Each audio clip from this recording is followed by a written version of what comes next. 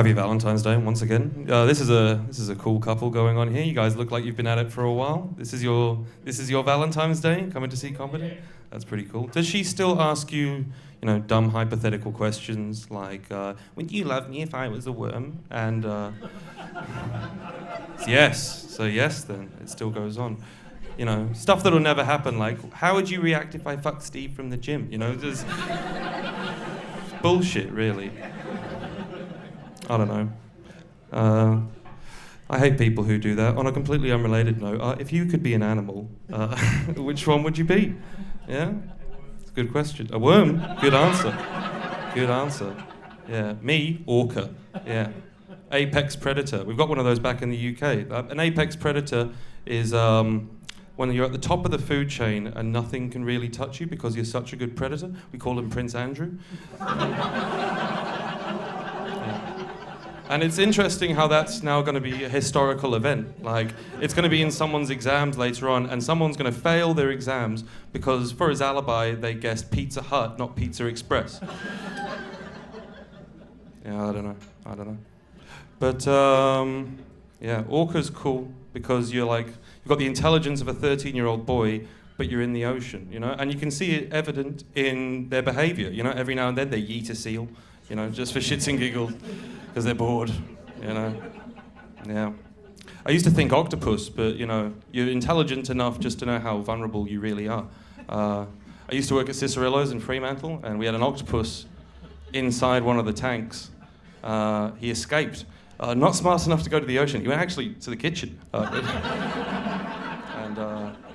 So we had like a solid 3 weeks looking for a new octopus, which is harder than it sounds. And in that time, we had an empty tank with a picture of an octopus on the front.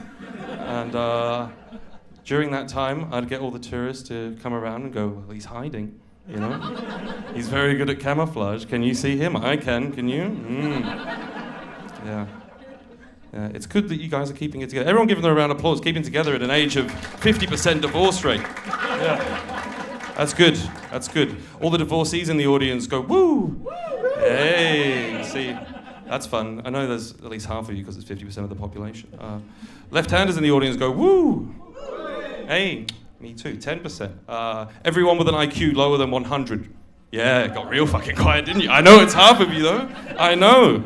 I've seen the map. That shit'll shake up your worldview. Mongolia has a higher average IQ than the UK. It's a bit like dolphins. They were smart enough to get on land and go, "It's not worth it, back to the ocean. Fuck this. Fuck this.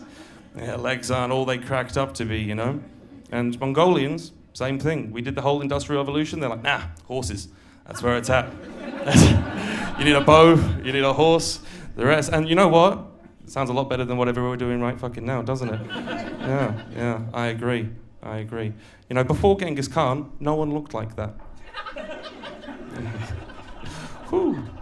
I can say those things because I speak Chinese, I was going to join the Navy, but I'm unvaccinated, so it turns out I'm actually an enemy of the state. So me and the Chinese have a lot more in common than I realized.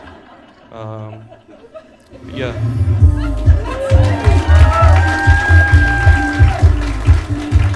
Jack Langstaff, everybody!